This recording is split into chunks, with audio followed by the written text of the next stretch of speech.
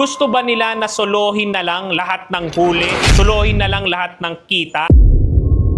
At ayaw ibahagi sa kanilang mga empleyado. Gusto ba nilang ubusin ang RTC sa Metro Manila? Kung kaya't ito pong motion namin, ang aming hinihiling sa korte ay hindi lamang i-deny yung status quo anti-order na hinihingi, kundi i-dismiss kung kaya't kinakailangan ibasura na po ito.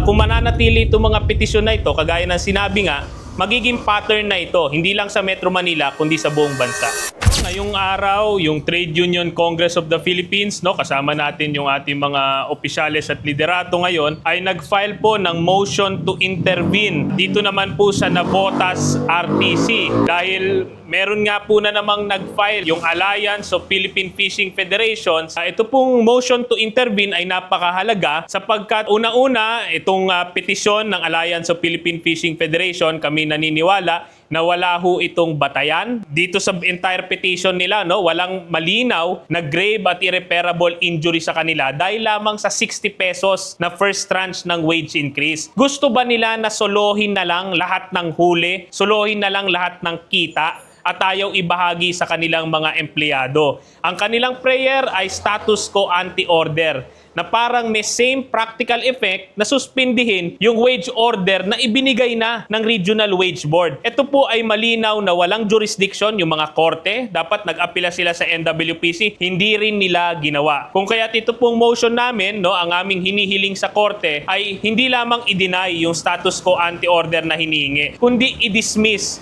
yung petition na ito. This is premature, kung kaya't kinakailangan ibasura na po ito. At magtataka rin kayo bakit yung exact same petition, halos iniba lang yung pangalan ng petitioner, ay yun din yung i-final ngayon sa Navotas RTC naman. Gusto ba nilang ubusin ang RTC sa Metro Manila? At ito po ay napakadelikado dahil hindi pa natin pinag-uusapan yung 16 other regions natin. Ito po, dalawang region pa lamang po, dalawang petition na nakakuha pa ng TRO. Paano po sa ibang regions? Lahat ng RTC papailan nila at magkakaroon ng TRO din? Yung pangangailangan ba ng ating mga kababayan ay nakabatay sa TRO? Pwede mo bang sabihin sa school ng anak mo, promissory note, hindi pa kasi nililip ni judge yung TRO? Hindi mo naman pwede sabihin sa palengke, palista muna until such time ilip ng judge yung TRO. Kaya yun yung pinupunto namin dito. Agad ibasura itong TRO, itong request sa preliminary injunction, at kailangan itong mismong petition nila ibasura kasi kung mananatili itong mga petition na ito, kagaya ng sinabi nga, magiging pattern na ito, hindi lang sa Metro Manila, kundi sa buong bansa.